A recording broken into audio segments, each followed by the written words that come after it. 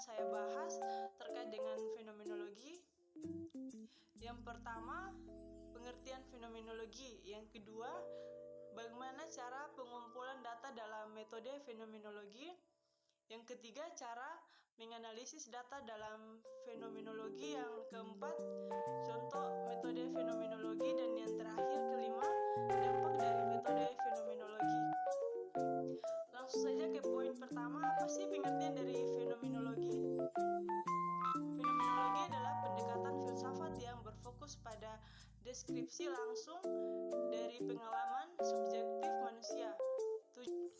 Tujuan dari fenomenologi seperti yang dikemukakan oleh Husserl adalah untuk mempelajari fenomena manusia tanpa mempertanyakan penyebabnya, realitas yang sebenarnya, dan penampilan.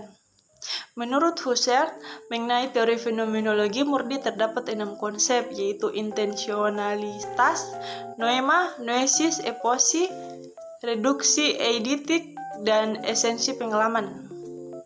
Sedangkan menurut Heidegger mengenai teori fenomenologi, hermeneutik reduksi tidak mungkin dilakukan, dan untuk memahami fenomenologi perlu untuk mengetahui individu yang mengalami pengalaman tersebut. Berbeda juga dari teori sebelumnya, interpretasi adalah bagian yang terintegrasi dalam memahami paradigma ini dalam fenomenologi hermeneutik. Selain itu, fenomenologi sebagai metodologi dapat dibedakan menjadi fenomenologi deskriptif dan interpretatif. Lanjut, poin yang kedua, bagaimana cara pengumpulan data fenomenologi? Pengumpulan data dilakukan melalui wawancara mendalam dengan individu yang telah mengalami fenomena yang sedang diteliti. Tujuannya adalah untuk memahami secara mendalam pengalaman subjektif mereka. Selain wawancara, pengumpulan data juga dapat melibatkan observasi partisipatif atau analisis teks seperti jurnal pribadi atau catatan reflektif. Hal ini bertujuan untuk mendapatkan wawasan yang kaya mengenai cara individu mempersepsikan dan mengalami fenomena tersebut. Poin yang ketiga, bagaimana cara menganalisis data dalam metode fenomenologi. Analisis data dalam metode fenomenologi melibatkan langkah-langkah berikut. 1. Transkripsi. Data wawancara atau bahan lainnya direkam dan kemudian ditranskripsi secara lengkap. Yang kedua, pengkodean. Identifikasi unit-unit yang disignifikan dalam teks seperti tema, pola, atau pengalaman yang muncul. Ini dapat dilakukan dengan memberi kode pada bagian-bagian yang relevan dalam transkripsi. Yang ketiga, clustering atau pengelompokan. Setelah pengkodean, pengelompokan unit-unit data yang serupa atau terkait menjadi kluster atau kategori yang lebih besar. Yang keempat, identifikasi, pola atau struktur. Analisis dilakukan dengan mencari pola, struktur, atau temuan kunci yang muncul dari kluster atau kategori yang telah dibuat. Yang kelima, deskripsi dan interpretasi. Hasil analisis digunakan untuk membuat deskripsi mendalam tentang pengalaman subjektif yang diungkapkan dalam data. Interpretasi juga dilakukan untuk memahami makna atau implikasi fenomena yang diamati. Yang keenam, verifikasi. Langkah terakhir melibatkan verifikasi atau pengecekan ulang temuan dengan data asli dan seringkali melibatkan diskusi dengan partisipan atau pengecek independen atau memastikan kendala dan kevalidan temuan. Proses ini berpusat pada pemahaman mendalam terhadap pengalaman subjektif individu dan bertujuan untuk mengungkapkan struktur dan makna fenomena tersebut. Lanjut, contoh fenomenologi. Salah satu contoh metode fenomenologi adalah analisis fenomenologis deskriptif yang dikembangkan oleh Husserl, salah satu tokoh utama dalam filsafat fenomenologi. Metode ini mencoba untuk memahami esensi atau struktur fundamental dari fenomena dengan cara menggali pengalaman subjektif individu. Dalam analisis fenomenologis deskriptif, peneliti akan melakukan wawancara mendalam dengan individu yang telah mengalami fenomena yang sedang diteliti. Selama wawancara, mereka akan meminta individu untuk mendeskripsikan secara rinci pengalaman mereka, mulai dari persepsi sensorik hingga makna subjektif yang terkait dengan fenomena tersebut. Setelah pengumpulan data, peneliti akan melakukan analisis data menggunakan langkah-langkah seperti yang telah saya jelaskan sebelumnya. Transpsikologi ini bisa dalam berbagai konteks seperti penelitian mengenai pengalaman spiritualitas, persepsi terhadap seni, atau pengalaman hidup dengan kondisi kesehatan tertentu. Contoh lain dari fenomenologi adalah pendekatan studi Islam yang menggunakan metode fenomenologi dalam kajian agama Islam.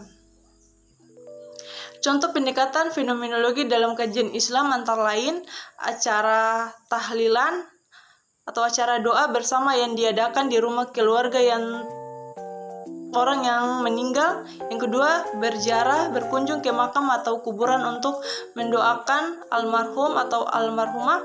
Yang ketiga, sekat atau upacara sekaten yang diciptakan Sunnah Bonan dalam rangka menyambut hari Maulid Nabi Muhammad SAW yang jatuh pada bulan Rabiul Awal tahun Hijriah.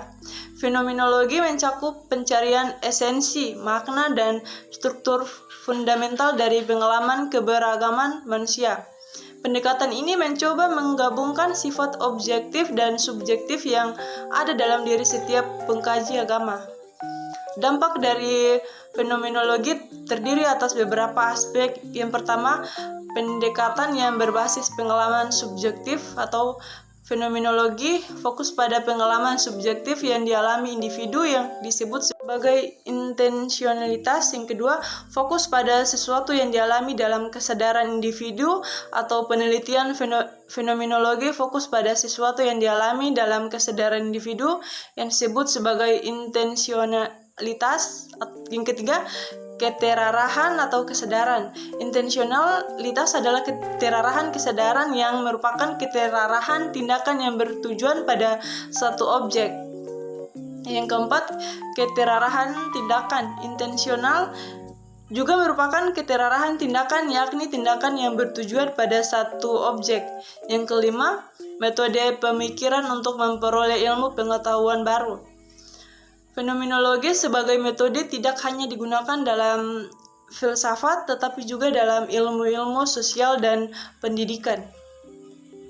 Yang keenam, pendekatan kualitatif. Pendekatan fenomenologi merupakan pendekatan kualitatif yang membantu dalam menggambarkan pengalaman hidup seseorang.